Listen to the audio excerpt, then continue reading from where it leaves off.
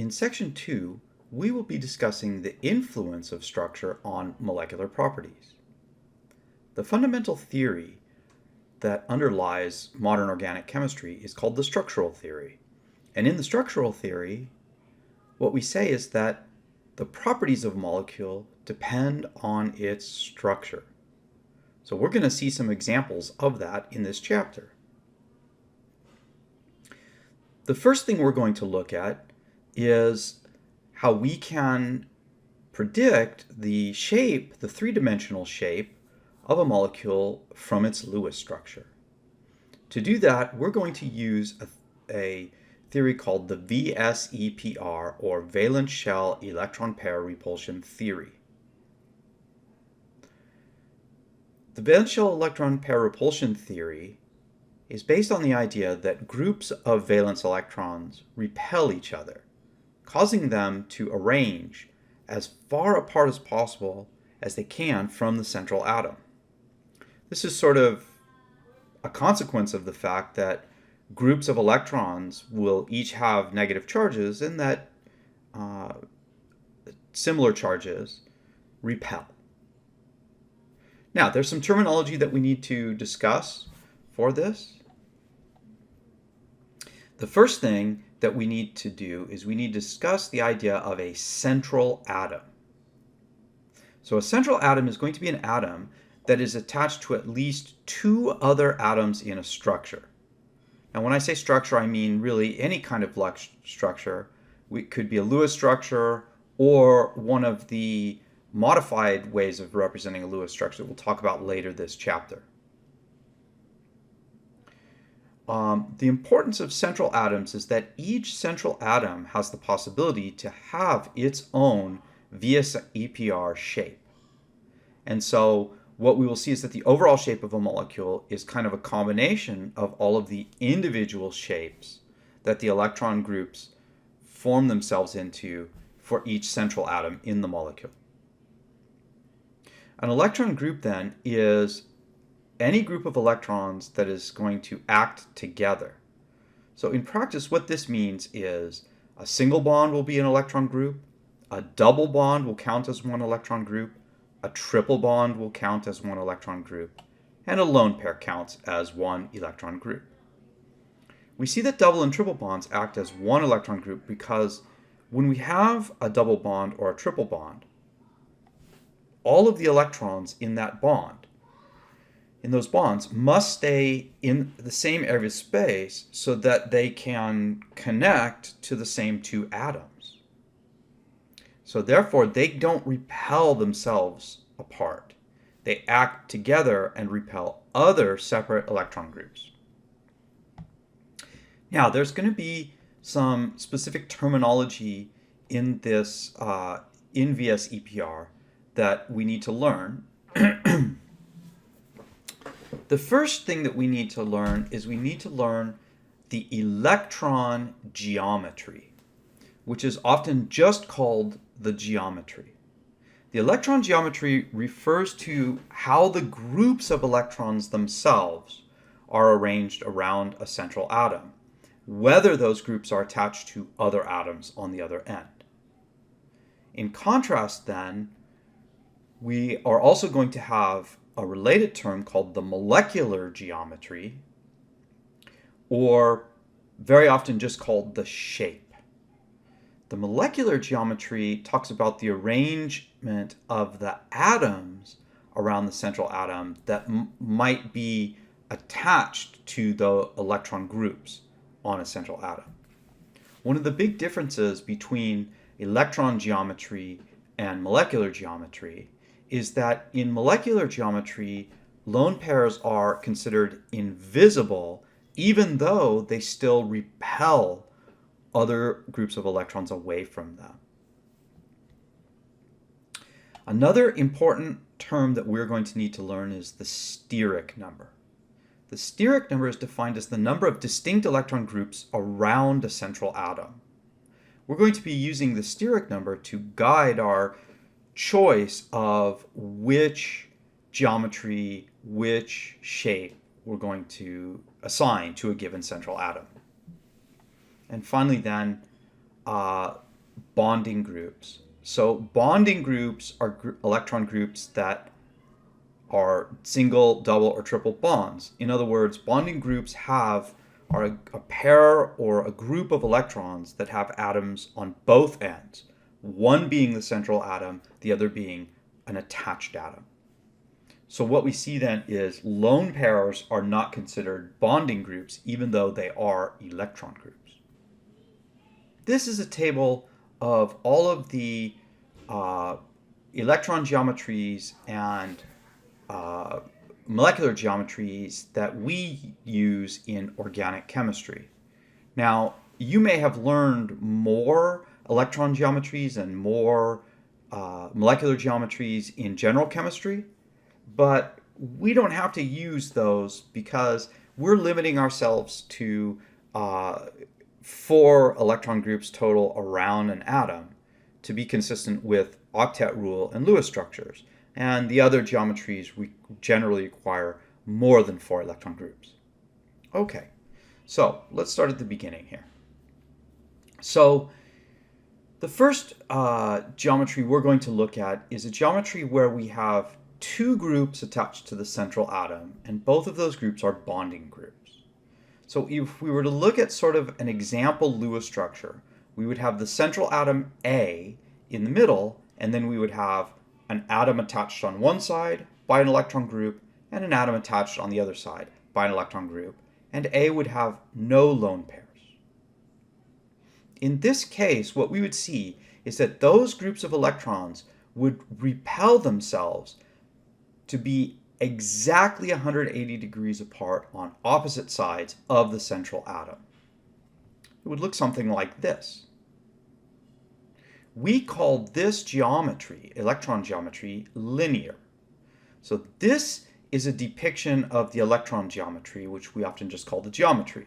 You can see this would be a group of electrons, this would be a group of electrons. We're ignoring the atoms on the end. That's the way that we use the geometry. So ideally there would be a bond angle between this group of electrons and that group of electrons with the central atom at the vertex. That angle would be 180 degrees. Now, to get to the shape, we then imagine that there are atoms on the end of all of the bonding groups, but that the non-bonding groups, the lone pairs, are invisible. So in this case, there were no lone pairs. We have an atom on the end of this electron group right here, and then on this electron group we have one right there. And so you can see that the shape formed by the attached atom to the central atom to the other attached atom, that shape is linear. So in this case, our electron geometry is linear and our molecular geometry or shape is linear. From now on, I'm just going to use the term geometry to represent the electron geometries, and I'm going to use the term shape to represent the molecular geometry. Now, we're next going to look at what happens when we have 3 groups attached, a steric number of 3, and all 3 of them are bonding groups. So that would look something like this. Here's our central atom. We have a bonding group with an atom attached. We have a bonding group with an atom attached. We have a bonding group with an atom attached. This depiction is not 3-dimensional. In this case, what happens is that these 3 groups repel each other until they are all flat in a plane and they are 120 degrees apart. And we call that geometry trigonal planar. It turns out that if you build models of these and you start with the trigonal planar geometry and then you start to move one of the electron groups up out of the plane, the bond angles get smaller, which therefore represents the groups getting closer together and therefore not having the maximum distance apart. So the maximum distance is when they are in a plane. Our ideal bond angle would be 120 degrees for that. When we look at our shape, we put an atom on each electron group, so it looks like this, and you can see that that shape would also be a trigonal planar arrangement. All the atoms arranged basically equilaterally apart, and flat in the plane. The next geometry is perhaps the most important for carbon compounds. It is a geometry where we have a steric number of four distinct electron groups.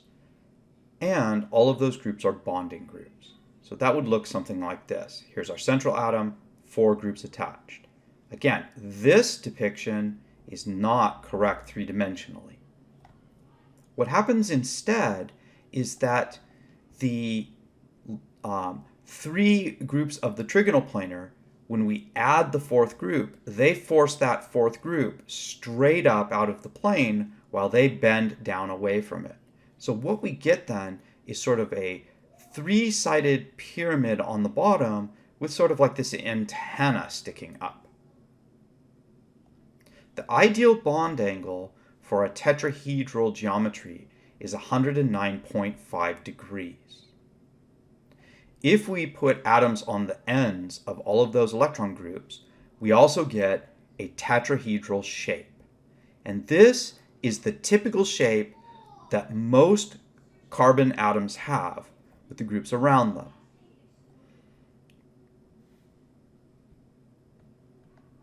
The last 2 shapes that we're going to look at start from a steric number of 4, but different numbers of bonding groups. So for example, the next one has a steric number of 4, so there's 4 distinct electron groups, but only 3 of them are bonding groups, and 1 of them is a lone pair. So that would look something like this in its Lewis structure. In that case, because we still have 4 distinct electron groups, they are going to repel each other and form a sort of tetrahedral arrangement of just the electron groups. We're ignoring the atoms. Now, our ideal angle for this would be 109.5 degrees. What we find is that very often lone pairs tend to have a larger amount of repulsion because they don't have an atom on the other end to sort of anchor them. So as a result, they push down on these 3 other bonds and sort of squeeze them together compared to the 109.5. So one example of this would be for a typical nitrogen. The actual bond angle is closer to about 107. Now, in this case, what we would do to get to the shape is we would imagine atoms on the ends of 3 of the bonds. And then we would imagine that the lone pair is sort of a teardrop-shaped cloud of electrons sticking out in its direction, but that it's effectively invisible. So when we go and we look at our model where we have atoms on the end of all the bonds, you can see that the atoms form a 3-sided pyramid with the invisible lone pair up here, pushing them down into that pyramidal structure. We call that shape trigonal pyramidal, 3-sided pyramid. This is what it looks like. The last one of these then is a shape that we get when we have a steric number of 4 because we have 4 electron groups, but only 2 of them are bonding groups. In that case, we get a Lewis structure that looks like this, where our central atom has 2 atoms attached, 2 lone pairs. Now, again, because we have 4 groups of electrons, those electrons are going to form themselves into a tetrahedral geometry like this. Again, our ideal bond angle would be 109.5, but if we look at a typical oxygen like that of water, what we would see is that the 2 lone pairs now are squeezing, I can show it better over here, they're squeezing down the atoms, and the bond angle is a little bit smaller at 104.5 degrees for an oxygen. So our ideal is 109, our actual observed, in many cases, 104.5. When we put groups on 2 of these bonds with lone pairs on the 2 others, we see that we get a shape that looks like this. It's sort of a V-type shape. we call this shape bent. I've drawn onto this picture a sketch of the two orbitals. The two orbitals are actually perpendicular to the plane of the paper, but they would be pushing down on these electron groups. And so this bond angle would be the angle that's squeezed, for example, in the case of oxygen being 104.5 degrees. What you're going to have to do is you're going to have to memorize this short table of geometries and then the corresponding shapes. And then you're going to be required to find central atoms in a given molecule and be able to determine what their geometry is and what their shape is.